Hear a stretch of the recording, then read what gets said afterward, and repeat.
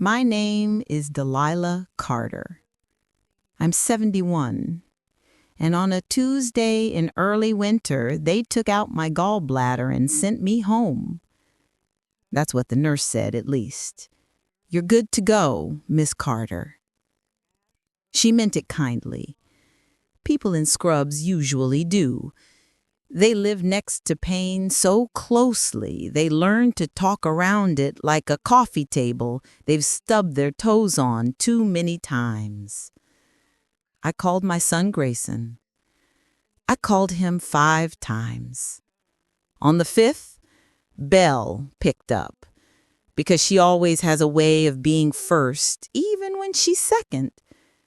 "We're not your taxi, old woman," she said. And then I heard my son, the voice that used to say "Good night, Ma," like a small prayer, laugh and call me a zombie on speed dial. I told the nurse, "They're on their way." That was a lie. It came easier than I thought a lie would. I didn't want pity. Pity sits on your chest like a cat in the night. You don't want to wake it. You just want to breathe. I hired a taxi. We passed the drugstore, the diner with the flickering "Eat" sign, and the church where the nativity comes out too early every year. I asked to stop 3 miles before my street at a small rental office. I signed for a 2011 Corolla with a hand that wasn't as steady as I remember it being. The clerk looked at my bandage and said, "Big day?" I said, "Big enough." He didn't ask more. I liked him for that. The drive home was muscle memory. 2-lane road where the snowbanks go gray by January. The curve by the pond where Thomas once slid the truck into a ditch and laughed like it was a carnival ride. Thomas, my late husband, had a laugh that made bad moments seem dressed down and harmless. He taught literature at the high school. He proposed to me with a thimble the second time, after I sold the ring so our boy could pay a semester's tuition. He tapped that thimble on my palm and said, "We'll make, we'll mend, we'll manage." The second proposal stuck better than the first. It came with a way to live. When I pulled up to our house, the porch looked the same. Flaking white rail, the planter with last summer's soil still stubborn, the doormat that says "Welcome," though we've never agreed on who's included in "we." I put my key in the lock. It didn't fit. The new lock was brassier and thicker. It looked like something you buy to make a point. I tried my key again, because sometimes your brain needs a second to accept what your eyes already know. Same result. I knocked. The upstairs window opened. The blue room that used to be my sewing space before it became Belle's office for her whatever it is she sells online that arrives in pink tape packages. Her silhouette was neat against the winter light. She called, "You should have stayed at the hospital." Or tried a retirement home. "The house smells better without you. Less mothballs and martyrdom." "Is Grayson there?" He was. I could see him a step or two back in the hallway mirror. He turned away. The porch light clicked off. I sat in the Corolla and put both hands on the wheel like I was about to pass a driver's test. The bandage under my coat tugged when I breathed. I said out loud, "I see now. I see you both." I didn't cry. Nothing dramatic. Just a kind of cold that settled in the spot where warm used to live. I drove to the only motel that takes cash. The clerk slid a key card under a plastic sign that said "No parties." I wanted to tell him he could put the confetti away. I'm a quiet woman. I lay down with my coat still on and stared at the ceiling. It was a stain shaped like the state of Maine. That felt like a joke nobody would laugh at. I traced the coastline in my head and remembered a piece of advice Thomas gave me on our porch the spring before he died. He said, "Keep the land in your name, Dee. If something happens, protect yourself. People change." I used to answer, "Not our boy." He'd slip the thimble on my finger like punctuation. He'd say, "Then let the paper be useless, but let it be there." Morning came with the smell of the waffle iron in the continental breakfast room and a kind of clarity that didn't feel like anger. Anger runs hot. This was closer to ice water. It woke me up without steam. I showered. I dressed. I parted my hair with the tortoiseshell comb Thomas liked. I looked at myself in the mirror and didn't see a victim.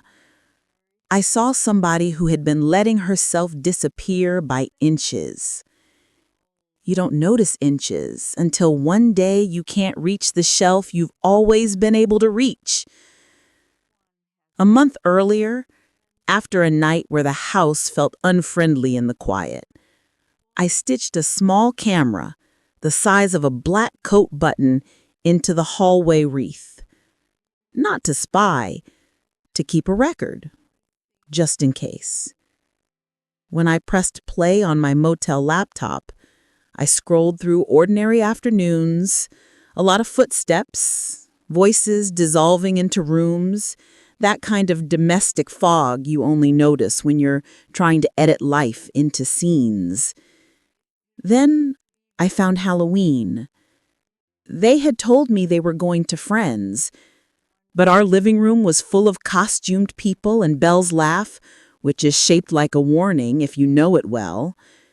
She was dressed in one of my cardigans with the pearl buttons misaligned on purpose. She'd wrapped a clear oxygen tube over her ears like a necklace, and she stooped, wobbling, and said, "Oh dear, where are my pills?" People laughed. Grayson held up his phone like a director, calling action, and said, "Oh, Delilah the mummy still won't die." I paused the screen. The look on my son's face was not a look I knew. It's strange when a mouth you kissed goodnight becomes a shape you don't recognize. I burned the file to a DVD, wrote Eloise on the sleeve. Eloise Garner, my friend since we were girls braiding each other's hair in a bathroom that smelt like Aquanet, and took it to her craft store. I told her, "If anything happens to me, this is why." She put both hands on mine like a book closing. The bank still smelled like floor polish and coffee. The woman who took me to the back room had a haircut I once tried and abandoned. She opened a narrow drawer of metal boxes, and there it was. Ours. Inside, a letter in Thomas's hand and a notarized amendment dated 3 months before his last winter. He'd left me, in his tight teacherly script, if Delilah experiences neglect, abuse, or abandonment by our heirs, she has full discretion to reallocate all assets, house, land, and retirement accounts. I am not a numbers person beyond grocery lists and thread counts, but the figure made my throat dry. Over $1 million in retirement and investments, plus the property. It wasn't a fortune for a magazine cover, but it was a lifetime's carefulness. In the parking lot, I called Ava Mendoza. 15 years ago, she was a nervous girl in my kitchen, eating a sandwich while I pinned muslin for her graduation dress. She couldn't pay, so I said, "Pay me with the picture you'll take when you feel proud." She became a lawyer. She once told me she'd pay me back in a way that counted. When she answered, I read her Thomas's words. I told her about the lock, about the video. She said, that's enforceable. And what they did, that's evidence. Her voice was steady in a way that let me borrow some steadiness. She added, come by my office today. If you're still listening, maybe you've had a moment where the story you've been living suddenly reads different, like someone swapped books but kept the same cover. That was me in the motel. I wasn't a mother being difficult. I was a woman with a house and a name and a set of papers that said those two things mattered. I put Thomas's thimble in my pocket. I said to no one in particular, I'm going to change everything. Courtrooms don't look the way movies promise. No drama lighting, no booming echo. They smell like coffee, paper, and the nervous kind of perfume people wear when they want to seem more in control than they feel. Ava met me at the door. She wore a navy blazer and the look of someone who knows what happens when truth finally has its day. We'll keep it clean, she said. No theatrics. The truth is enough. Her confidence steadied me like a handrail on ice. Belle came in next, wrapped tight in a suit that looked borrowed from another decade. Shoulders too sharp, smile too flat. Grayson followed, eyes darting like a boy waiting to be told where to sit. He didn't look angry. He looked inconvenienced. That somehow hurt more. The judge had soft eyes behind wide glasses. He said good morning like it wasn't just habit. When Ava stood to speak, her voice was calm as a metronome. This case, she said, is about a woman denied entry to her own home, mocked in her vulnerability, and protected, wisely, by her late husband's foresight. It's about a right that isn't glamorous but sacred, the right not to be erased. Then she nodded to the bailiff to start the video. There I was, or rather, there she was, Belle, wearing my cardigan misbuttoned, an oxygen tube around her ears pretending to wobble, and my son holding up his phone, smiling that wide, cruel grin I didn't know. Delilah the mummy still won't die. The room went still. Not a gasp, not even a cough. Just that small, collective silence when people realize they've seen something ugly and true. The judge pressed his lips together, wrote something down, and said, continue. Ava called Eloise Garner to the stand. Eloise is not a woman who performs. She wore her Sunday sweater and carried a purse that's older than some marriages. She told them about the night I came to her shop shaking, about the DVD I handed her with those words on the envelope. If anything happens to me, this is why. She said she saw the new lock, heard the insults. She said she'd watched me sit in my car on that porch, whisper something to myself, and drive away. When Thomas's amendment was held up, my hands tightened in my lap. There was his handwriting, neat and certain. I thought of him in that last winter, coughing between sentences, still grading papers with his red pen. The judge read the clause twice. Then he looked up. Mrs. Carter, he said, did you remain on the deed to the property? Yes, Your Honor. And did your son or daughter-in-law ever request that you transfer ownership? More than request, I said. They demanded, they mocked, and when that didn't work, they changed the locks.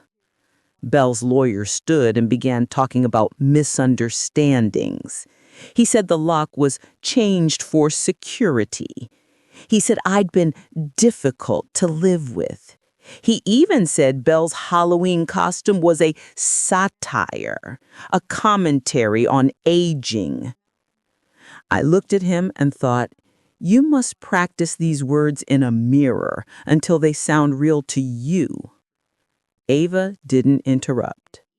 When it was her turn again, she said simply, Your Honor, I'd like to replay the first 10 seconds of the clip. Clip plays again. Laughter. Delilah the mummy still won't die. Nothing else. That was enough. During recess, Grayson walked over. He didn't touch me. He didn't even meet my eyes. Ma, we were joking. You know how Belle gets. Does the porch light switch itself off? I asked. He frowned. What? Does the porch light turn off on its own, or does someone decide to flip it? He rubbed the back of his neck like a boy caught in a lie. Why'd you keep the land in your name? He asked.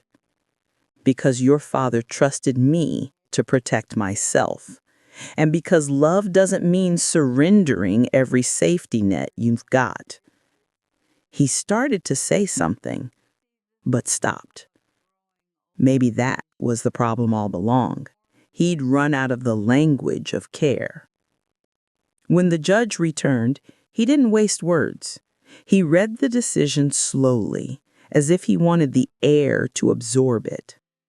In the matter of Carter versus Cotter, the court finds in favor of the plaintiff, Delilah Carter. Belle gasped. Grayson blinked. I didn't move. The defendants, the judge continued, are ordered to vacate the property within 21 days. Ownership of said property reverts fully to Mrs. Carter. Additionally, the court awards $300,000 in damages for emotional distress and neglect. Belle fainted in a way that looked rehearsed. Grayson caught her halfway, which seemed fitting, half effort, half love, half too late. When it was done, Ava guided me out the side door. She handed me a paper cup of water and said, Breathe, it's over. I said, No, it's beginning. She smiled the kind of smile you give a woman who's just remembered who she is. Driving back to the house, I rolled down the window despite the cold. The air smelt like salt and pine. I'd missed that smell. When I parked in the driveway, the porch looked smaller, or maybe I just stood taller. I unlocked the new brass lock with the key the sheriff had given me. The sound of it turning was clean, final. Inside, everything was quiet. The kind of quiet that isn't peace, it's vacancy. I walked from room to room, touching door frames. The walls knew my hands. The floors creaked in the same old spots, as if welcoming me, but also asking, what now? That night, I tried to sleep in my old bed, but the silence wasn't comforting. It was like a witness. I understood then that sometimes victory doesn't mean return. It means release. The next morning, I called a woman I'd read about in a local paper, the director of the Northern Maine Women's Resilience Foundation. They help older women leave bad situations. I told her I wanted to meet. We sat at my kitchen table, steam rising from 2 mugs of tea. The window light caught the dust in the air, soft, harmless. I told her what I wanted to do. I'd like to donate this house, the land too. Her eyes widened. All of it? All of it, I said, with a few conditions. She smiled carefully. Name them. I'll call it the Maison of Quiet Courage. Keep the upstairs study as a room of remembering. Let me work here. I can teach women how to mend, budget, and document their lives, the kind of knowledge that keeps you from vanishing on paper. The woman nodded so fast her hair clip fell. Yes, absolutely yes. Paper signing, a stapler clicks, a printer hums. If you ever want to know what quiet justice looks like, it's not fireworks.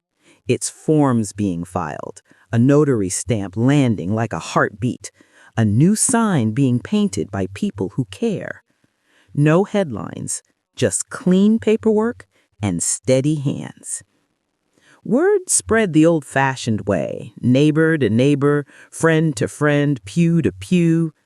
Women started showing up, some with bruises you couldn't see, some just tired from years of being told they were lucky to have less.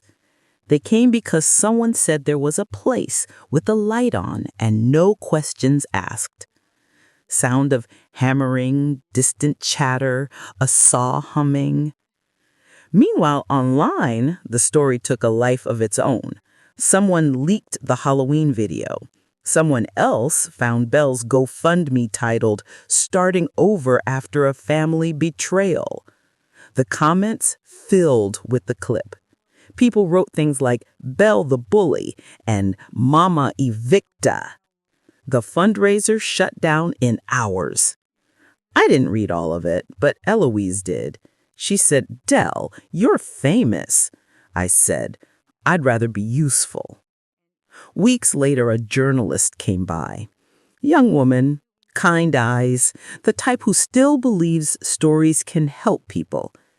She asked if I wanted an apology from my son. I said, "No, I want distance and silence that doesn't need to be defended." She wrote it down. I didn't care if she printed it. Sometimes saying it once is enough. If you're still listening, maybe you've been there. Maybe you've had to choose between what you built and what it cost you to stay. If that's you, take this from me. You can leave even if nobody opens the door for you. And you can build something better on the other side. When I walked the halls that night, the place felt lighter. The air smelled of paint and soap, not anger. I whispered to Thomas, "You were right to tell me to keep the deed." In my mind, I heard his reply, "Keep yourself too." We called it Maison of Quiet Courage. Maison, because Thomas always loved French words that made ordinary things sound dignified, and quiet courage because that's what every woman who walked through those doors carried, even if she didn't know it yet. The sign went up on a cool April morning. The paint was barely dry when the first two women arrived, one clutching a grocery bag, the other holding nothing but a small envelope and a face that said, "Don't ask too much." We gave them tea, blankets, a room. No intake forms that felt like confessionals, just names when they were ready to share them. That first night, I sat in the upstairs study, now the room of remembering. The house didn't sound empty anymore.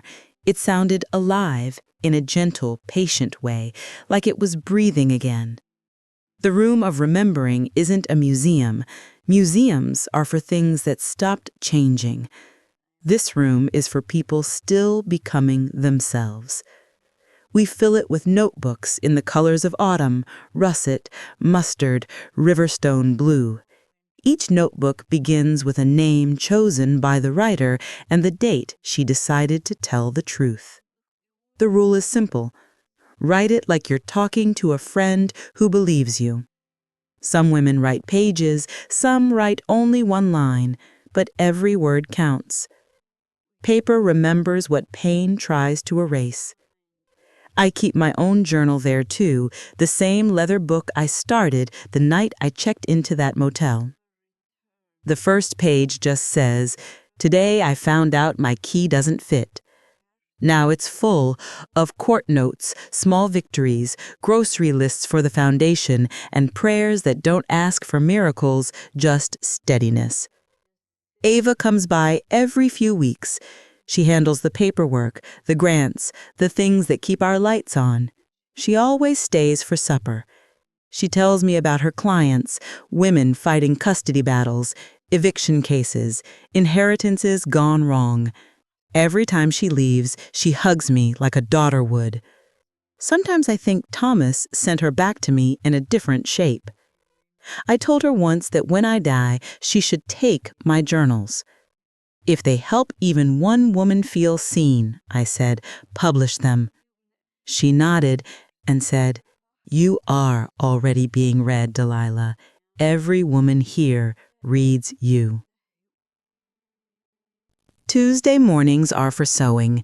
We start with buttons because buttons give you something finished to hold on to. You can complete one and say, "I did this. It stayed." I tell them, don't pull too tight or the fabric will pucker.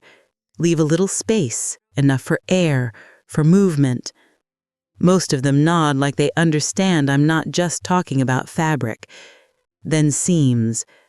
A seam is two edges choosing to trust each other.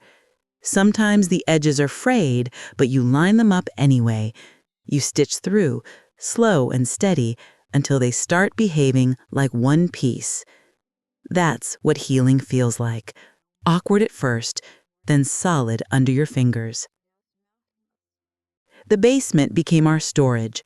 Bolts of donated fabric line the wall, all colors and textures, corduroy, denim, even silk from a wedding dress someone didn't want to keep. We use it all, nothing wasted. The women laughed more now. Not loud, but freely. One of them, Renee, said, "I came here thinking I'd lost everything. Turns out I just needed a new pattern." She was right. In the evenings, I walk the halls and turn off lights one by one, the way I used to check on Grayson when he was small, just making sure the dark wasn't too heavy. I touch the door frames, feel the grain under my palm. This house has seen too much sorrow to ever be innocent again. But it's useful now, and usefulness, I've decided, is another kind of grace. We had a dedication ceremony the summer after the verdict. People from town came, the kind ones, the ones who remembered me from PTA meetings or the market. Eloise cried through the whole thing. Ava gave a speech that made half the crowd tear up, and the mayor pretended not to see. When it was my turn, I told them about Thomas, how he proposed with a thimble and said, "We'll make, we'll mend, we'll manage." I said, that's what we're doing here. Not grand saving, just mending. Because sometimes life doesn't need rebuilding, it just needs stitching. Then I told them something I'd been waiting years to say. Courage isn't the noise you make in public. It's the moment you put your hand on your own doorknob and say, "If this doesn't turn, I still belong to myself." The women clapped. Some cried. The wind moved through the trees like an answer. Later, I found Grayson's letter in the mail. Just one page. "I'm sorry, Mom. I was under a lot of pressure." That was it.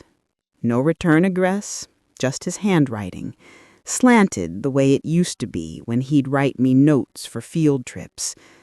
I put it under a glass paperweight in the room of remembering, not to treasure it, to keep it from blowing away. I'm not angry anymore. Anger takes maintenance. I don't have that kind of time.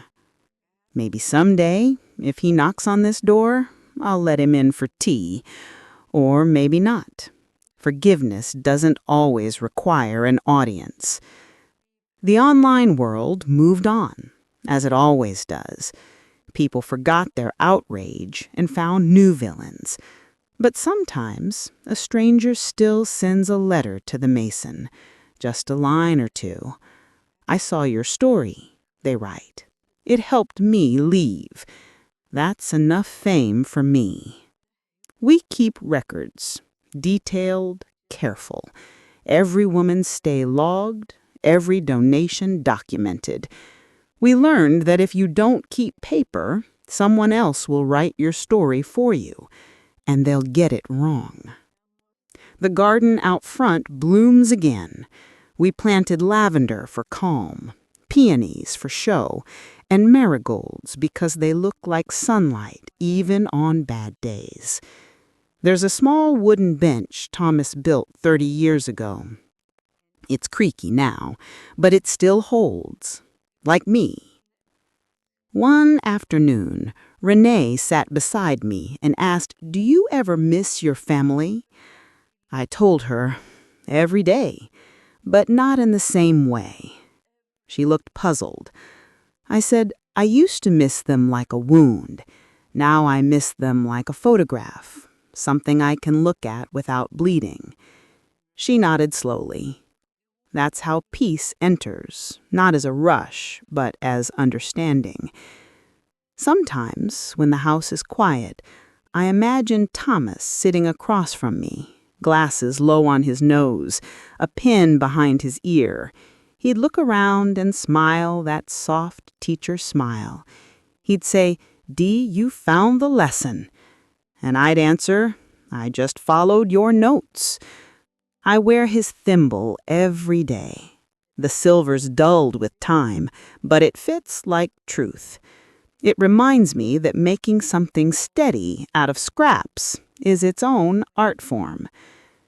People think resilience is roaring back. It's not. It's quiet, like a needle finding its place again and again until the tear holds. We get new women every season. Each one thinks she's the only one with a story like hers. By the second week, she realizes we're all versions of the same sentence. Someone stopped seeing me, and I started seeing myself. There's comfort in that chorus. It's not pity, it's proof. I made my will simple. The mason will stay with the foundation. The funds from Thomas's estate, what's left after the settlement, will support it long after I'm gone. My journals go to Ava. She'll know what to do. If they help, she can share them. If not, she can tuck them on a shelf and let them make the room look fuller. Either way, they'll keep existing. And that's all I ever wanted, was to not vanish. The younger volunteers tease me about being internet famous. They say, "You're trending, Delilah." I just laugh. Trends fade, foundations last. When the first snow came this year, I stood at the window of the room of remembering. The snow covered everything evenly. Roofs, cars, fences. For once, everything looked like it belonged to the same world. I thought about that hospital day, about the porch light going out. If I could speak to that version of myself, sitting in the car, stitches sore, heart breaking, I'd tell her, "You're not being erased. You're being rewritten, and every word is your own." So, if you're still listening, thank you. Maybe you've got your own locked door story. Maybe you've stood in front of someone who should have opened it and didn't. If that's you, please remember this. The lock that shuts you out might just be steering you toward the place that finally lets you in. And if you ever find yourself nearby, come visit. There'll be a bed, a notebook, and a cup of tea waiting. No questions, no pity, just warmth. We'll sew something small together, a button, a seam, a plan, and you'll leave knowing one thing for sure. You still belong to yourself. Because here, on True Life Stories, we don't just tell stories, we remember them. Subscribe, stay with us, and help the silence end, one true story at a time.